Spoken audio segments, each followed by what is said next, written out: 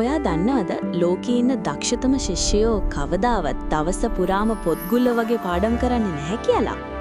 සමහර විට ඔයා දැකලා ඇති. ඔයාගේ පන්තියේ සමහර යාළුවෝ සෙල්ලම් කර කර ඉඳලා අඩුවෙන් මහන්සි වෙලා විභාගයෙන් ඔයාට වඩා වැඩි ලකුණු ගන්නවා.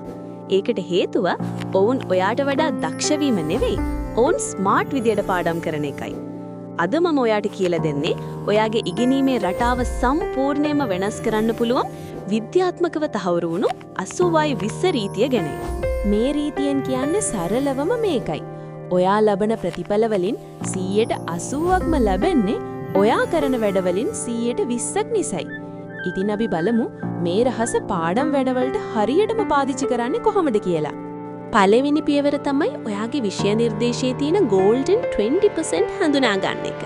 හැම පොතකම තියෙන හැම අකුරක්ම විභාගයට වැදගත් වෙන්නේ නැහැ. ඔයා කරන්න ඕනේ පසුගිය අවුරුදු 5ක විභාග ප්‍රශ්න පත්‍ර ටික අරගෙන හොඳට විශ්ලේෂණය කරන එක.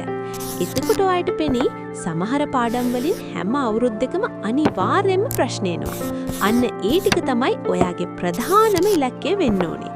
මුළු පොතම එකම විදිහට පාඩම් කරනවා වෙනුවට මේ වැඩිම ලකුණු දෙන 120 මුලින්ම මාස්ටර් කරන්න.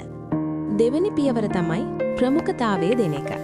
අපිට තියෙන ලොකුම ප්‍රශ්නේ වැඩ ගොඩයි වෙලාව මදි කියන එකනේ. 80-20 රීතියෙන් කියන්නේ වැඩ ඔක්කොම කරන්න උත්සාහ කරන්න එපා කියලා. හැමදාම උදේට ඔයා කරන්න ඕනේ වැඩ 10ක් තියෙනවා නම් ඒකින් විභාගයේ ලකුණු වලට 80%ක බදපෑමක් කරන වැදගත්ම වැඩ දෙක විතරක් තෝරා ගන්න. අනිත් වැඩ අතහැරලා හරි පස්සට දාලා හරි ඒ වැඩ දෙක ඉවර කරනකම් වෙන කිසිම දෙයකට අවධානය දෙන්න එපා. මතක තියාගන්න නෝට් එකේ ලස්සනට පාට පෑන් වලින් ලියනවට වඩා එක අමාරු ගණිත ගැටලුවක් විසඳන එක විභාගයට වටිනවා. තුන්වෙනි පියවර තමයි ඩීප් වර්ක්. ගොඩක් අය පැය 5ක් පාඩම් කළා කිව්වට ඒකෙන් පැය 4ක්ම වැය කරලා තියෙන්නේ ෆෝන් එක බලන්නයි හීනමවන්නයි. 80/20 රීතියේදී වැදගත් වෙන්නේ ඔයා පාඩම් කරන කාලය නෙවෙයි.